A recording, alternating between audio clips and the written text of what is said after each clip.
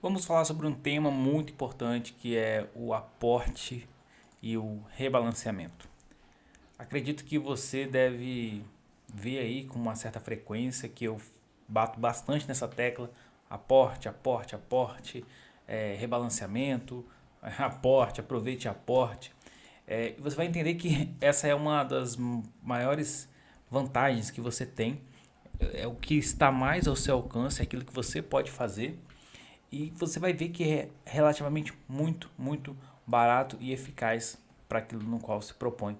Serve como proteção, serve para aumentar os ganhos, serve também para você criar uma psicologia financeira que te possibilite a fazer disso um hábito e fazer com que você tenha cada vez mais patrimônio de uma forma suave, sem necessariamente incorrer em processo de uma dor psicológica, qualquer coisa. Então vamos lá.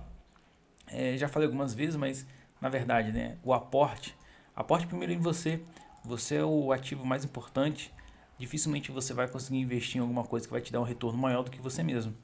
Uma renda talvez que você esteja buscando deixar de trabalhar por, por meio de algum investimento, talvez você pode ter essa renda investindo em si mesmo. Então, invista em você mesmo. Isso aqui é um check-up financeiro.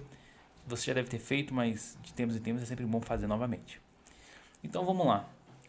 Da onde que vem essa coisa do aporte? Será que é para eu desenvolver o meu negócio com planejamento financeiro, poder assim ter mais dinheiro? Não, bem longe disso. Isso é na verdade uma das coisas que tem um nome, né? De behavior gap, ou seja, uma falha de comportamento, aonde que indica que pessoas por pura e simples não terem um comportamento, ou seja, terem essa falha de comportamento, elas perdem dinheiro, elas deixam de ganhar mais dinheiro. E isso vai se dar de várias maneiras que eu vou explicar aqui. E várias casas especializadas pelo mundo, elas trazem alguns valores, sendo que a Dalba, né, traz ali que, por exemplo, uma pessoa que ela não se comporta de uma maneira, vamos colocar como se deveria, como se espera de um investidor, às vezes por razões emocionais, ou então às vezes por medo, precaução, ou porque acha que sabe demais, ela pode perder menos 4,3% de rentabilidade. Isso é muita coisa. Então, se a gente parar para pensar que às vezes uma pessoa que tem 100 mil reais investido e por pura e simplesmente ela não tem um comportamento adequado, ela pode perder 4.300 reais, então isso é muito sério. E assim, às vezes algumas coisas que eu não consigo compreender, né? As pessoas às vezes não fazem esse feijão com arroz e querem às vezes correr atrás de uma rentabilidade tipo de 110, 115% de CDI. Gente, o local para incorrer risco é aqui, em renda variável, internacional, multimercado, e aqui está totalmente no seu controle. Você pode fazer alguma coisa além do que o gestor já está correndo atrás para fazer o dele e entregar para você bons investimentos. Então, por isso que a gente tem que ter isso bem em mente, tem que colocar esse behavior gap no mais próximo do zero, ou seja, tem que estar zerado isso, ou seja, nossos comportamentos têm que estar alinhados aos nossos investimentos e isso demanda de nós uma certa resiliência e uma certa expertise, né? Então, vamos lá. Primeiro, entenda que da onde que vem o retorno? Da onde que vem a rentabilidade? Será que vem dos gurus, daquelas pessoas que sabem tudo, respondem tudo na internet? Será que vem de você escolher boas empresas? Da onde que vem? Foi feito um estudo, certo? E esse estudo ele levou em consideração mais de 80 anos de mercado americano, tá? E a conclusão dele foi o seguinte, que para cada dólar que a pessoa tem a mais, 75% de cada dólar não foi fruto da pessoa. 75% é do mercado. Então, assim, 75% veio de inflação, veio, vamos colocar assim, da taxa Selic, veio do preço do petróleo, veio das crises, enfim. 75% vem de coisa que não está no seu controle. Então, 3/4 de toda a rentabilidade que você tem não veio da sua experiência, não veio da sua expertise, veio do mercado, puro e simples. E muitos gurus vendem alguma coisa assim, eu vou conseguir. Não conseguiu nada. O que ele conseguiu foi acompanhar o mercado. Então, da onde que vem o restante. Tá aqui, ó.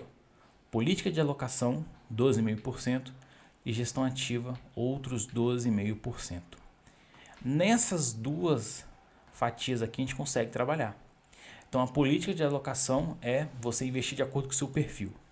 E a gestão ativa envolve você fazer os aportes e rebalanceamento.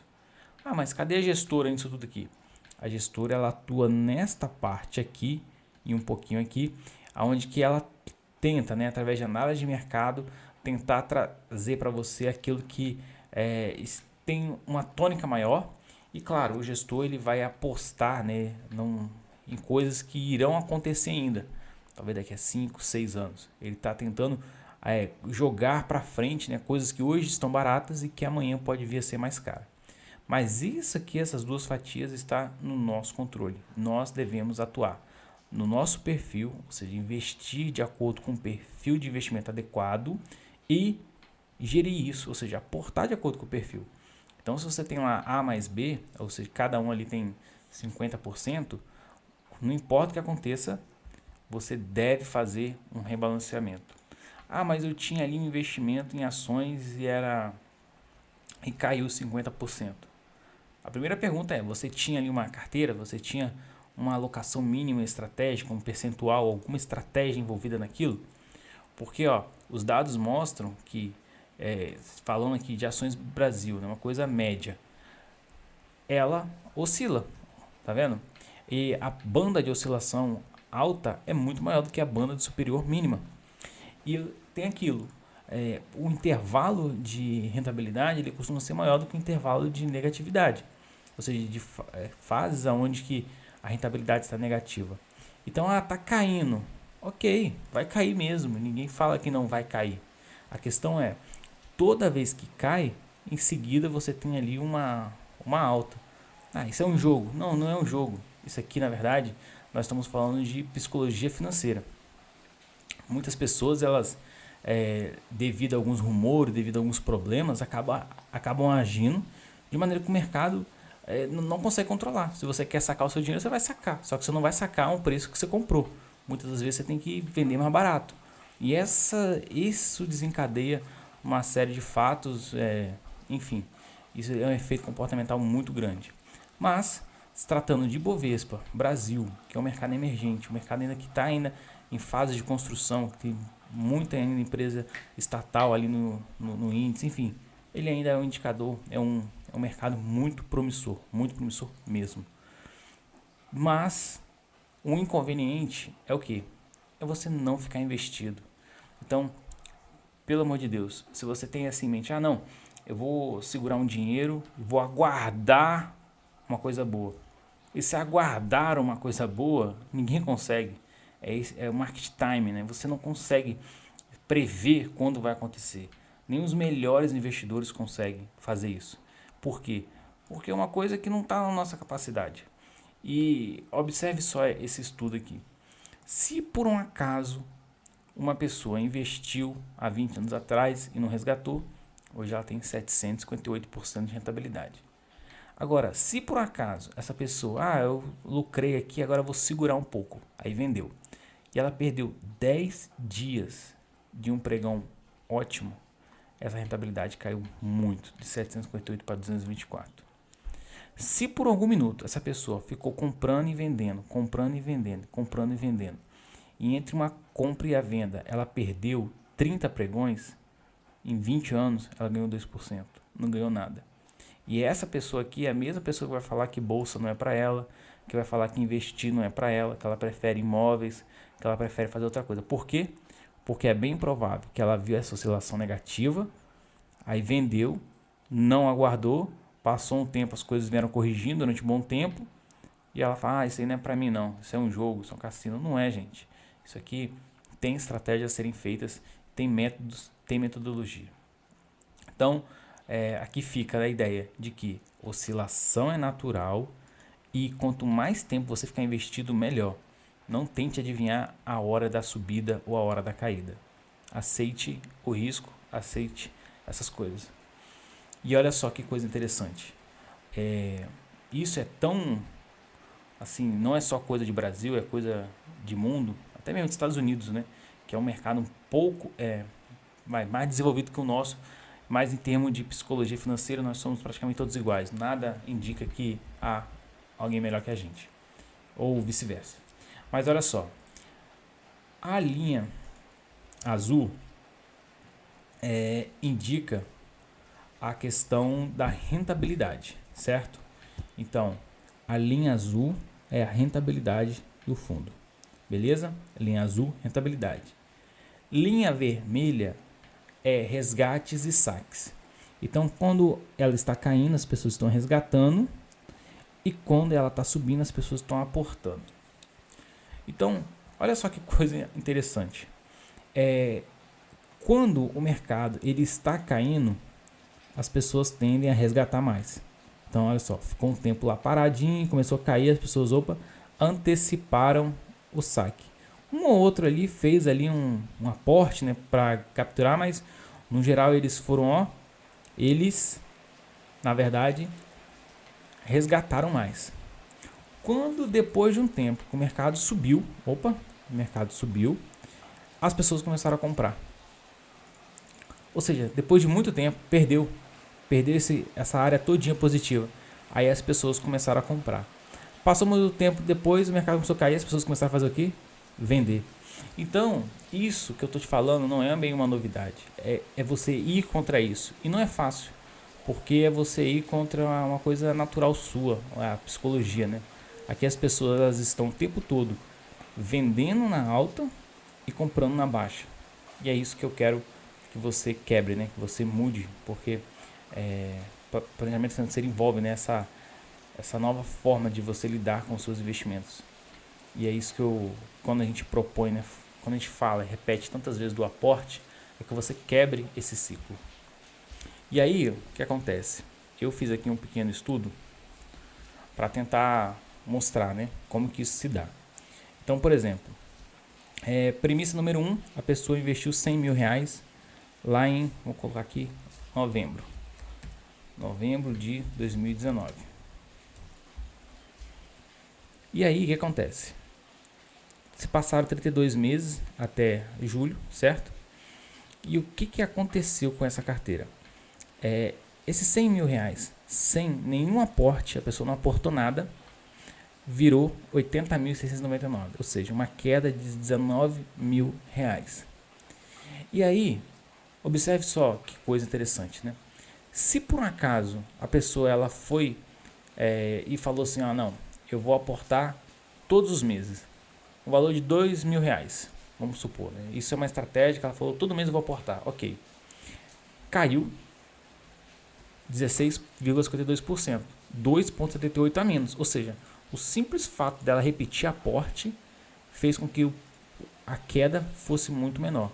E olha só que coisa interessante, o valor que ela guardou é muito maior. Isso é fato, né? Você aportou mais, você guarda mais. E eu te pergunto, ambas as pessoas, quem que você acha que talvez está mais preparada agora para continuar investindo pelos próximos 10 anos? Acredito que essa, né? Porque essa pessoa aqui, ela vai ver o valor e vai comparar diretamente com o que ela aportou. Ela vai falar, caramba, estou perdendo muito dinheiro. Agora essa pessoa aqui, em algum momento ela vai pensar assim, poxa, oscilou, ok, mas eu estou aportando e eu vou continuar. E quando olha um estudo como esse, ela fica mais convicta ainda de que aportar sempre faz bem para ela. Aí tem uma outra pessoa, que é o seguinte, ela só aportou na alta. Subiu, aportou. Quando caiu, ela ficou com medo, não aportou. Resultado, 18,09. É melhor do que não fazer nada, mas é pior do que ficar aportando todo mês. Então, essa pessoa defendeu um pouquinho, defendeu menos 21 do que não fazer nada, mas ainda assim não foi a melhor situação. Agora, observe um terceiro caso. No terceiro caso, a pessoa aporta só quando cai. Então, a pessoa aporta só quando cai. Resultado, menos 16,95. Ainda assim, é melhor do que não fazer nada e aportar na alta. Mas ainda assim não é melhor do que aportar todo santo mês. Então, a gente começa a perceber que aquele valor do desvio lá, do behavior gap, ele está presente. E hoje a gente pode dizer que é na casa de 2%. Ou seja, o simples fato de você aportar sempre te salva aí 2% pelo menos no ano, ok? Bom, vou colocar 1%, né? Porque aqui é um acumulado, então é 1% para cada ano. Mas você vai ver que tem uma coisa a mais, que é essa aqui, ó.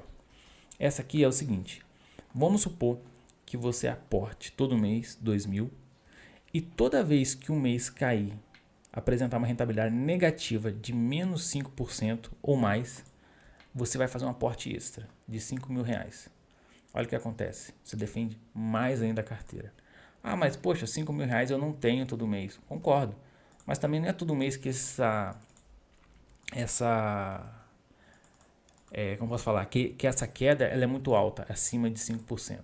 De 32 meses, só 7 meses teriam que ter esse aporte de R$ 5.000. E da onde que viria esses R$ 5.000? Viria de um outro investimento que está subindo, ou viria de uma reserva de emergência, ou viria às vezes de um dinheiro extraordinário que você faz. Mas a ideia é mostrar que a melhor estratégia é aportar todo mês e, se possível, aportar todo mês e fazer um aporte extra quando a queda ela é muito acentuada. E aqui eu trago uma outra coisa que é o seguinte: quanto por mês é o ideal fazer o aporte? Não precisa de muito em relação ao valor aportado. Então aqui eu fiz aqui uma pequena matriz, eu coloquei 1% do aporte, né? Então 100 mil, 1% seria 1.000, 2.000, 3.000, 3.000, assim vai, 10%. E aqui eu tentei ver qual que seria a variação da defesa, ou seja, quantos por cento você defendeu na queda. E a ideia era ver qual que era a taxa aqui, de variação, sendo que quanto maior a taxa de variação, né, melhor o benefício. A gente observa que, por exemplo, uma pessoa que ela aporta 5% do valor investido, mais do que isso, ela não tem uma taxa muito interessante, né? Já está bem retinho aqui, ó, tá vendo? A gente começa a observar aqui, ó, de 5% para frente não vale a pena. Então, assim, você tem R$ 100.000 em ações, 5%, 5.000. Não vale a pena você ficar aportando 5.000 por mês nesse fundo. Agora, vale a pena o quê? 1, 2, até 3% vale. Porque você tem uma taxa aqui de utilidade, uma taxa de retorno considerável. Sendo que 2% está ideal. Então, se você tem R$ 100.000 investido, investir pelo menos 2% já te dá ali uma taxa de mais ou menos 60% de defesa, né, em relação um ao outro. É essa diferença aqui. E já constrói para você uma estratégia muito, mas muito inteligente, que seria essa aqui que eu acabei de falar para você: aportar tanto mês, 2% do valor investido naquela modalidade. E observe só, né, como que são as coisas. A rentabilidade ela vem. Então, 32 meses, houve períodos altos, houve períodos mais longos, né? E oscila. Oscilação, gente, oscilação. Oscilação é uma coisa normal, quanto mais rápido você aceitar, melhor. E eu trago aqui, em específico aqui no nosso caso, como está aqui, já estou falando aqui em julho, essa ideia semestral, o retorno semestralizado. Então você perceba que esse aqui foi logo no final da pandemia, né? Depois a gente teve um período muito grande de rentabilidade e depois um período agora de déficit, ou seja, de rentabilidade negativa. Eu aposto para você, com você, que esse período aqui eu tive muito mais clientes me procurando para aportar do que nesse período aqui. Incrível, né? Ou seja, no período onde que as coisas estavam subindo, as pessoas queriam investir mais. E nesse período aqui que as coisas estão caindo, as pessoas queriam investir menos. E infelizmente é assim, e é exatamente aquele slide, né, que eu havia comentado. As pessoas, elas de forma consciente ou inconsciente, elas acabam investindo na alta e vendendo na baixa. E agora, enquanto eu falo, o mercado de valores, as ações e os fundos, eles estão subindo. E as pessoas estão voltando de novo a aportar. E o que a gente tem que fazer então, nesse momento? Bem, diversificar com outros fundos. Então, olha só que coisa interessante, né? Eu fiz uma coisa parecida com o Fundo Internacional. E o Fundo Internacional, ele apresenta dados muito interessantes. Por exemplo, o valor de aporte é a 2%. Ele passou muito tempo no campo positivo e na reta final ele está agora na área negativa. Qual que é o impacto disso aqui para o teste amostral? Aqui o impacto é que primeiro, né, ele tem para pessoas que fizeram só um aporte uma vantagem. Por quê?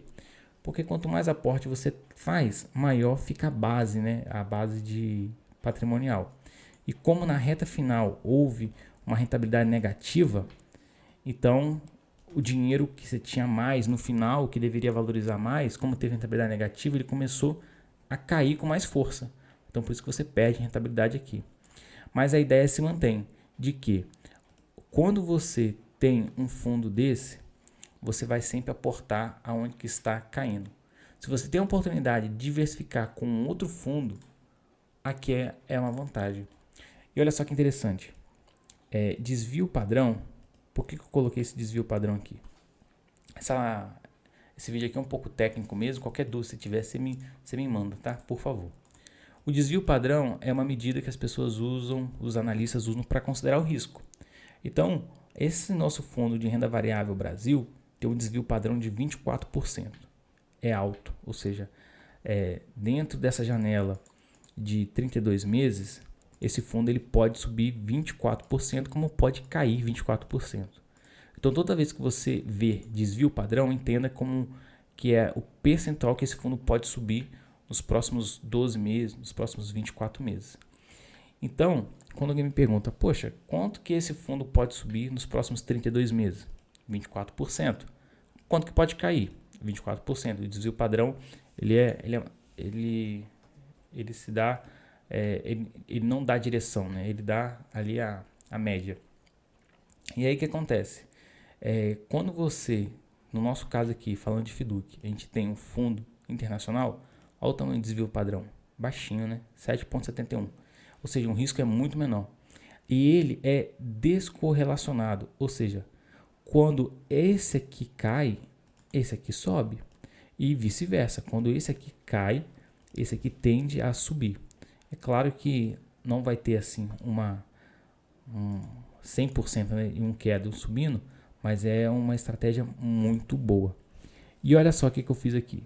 Se a gente cruzasse, né, 100 mil reais e fizesse uma estratégia de 70 mil no renda variável e 30 mil no internacional, no final do período, o que a gente teria? 99.354, ou seja, uma queda de praticamente 0%. Ou seja, você defenderia muito essa queda que teve aqui de menos 19%. Unicamente por fazer um balanceamento, ter uma estratégia, que é justamente o que a gente propõe. Se você alia isso a tudo isso que eu já falei, as ideias de poder ter aporte recorrente, aportar sempre, aportar onde está caindo, aportar onde está caindo, você tem a chance de aumentar em muito as suas chances de não cair naquele behavior gap. Então, para resumir, aporte de preferência todo mês, entre 1 e 2% do valor investido do fundo, seja ele renda variável ou internacional. E em situações de queda acumulada superior ao desvio padrão, verifique a possibilidade de aporte extra ou rebalanceamento. Esse assunto aqui foi bem denso, né? bem técnico, mas saiba que qualquer dúvida que você tiver, me chama e a gente vai tentar resolver essas dúvidas e fazer com que você faça o quê? Aporte sempre, aporte todo mês, principalmente em períodos de queda. Um abraço, obrigado, até a próxima.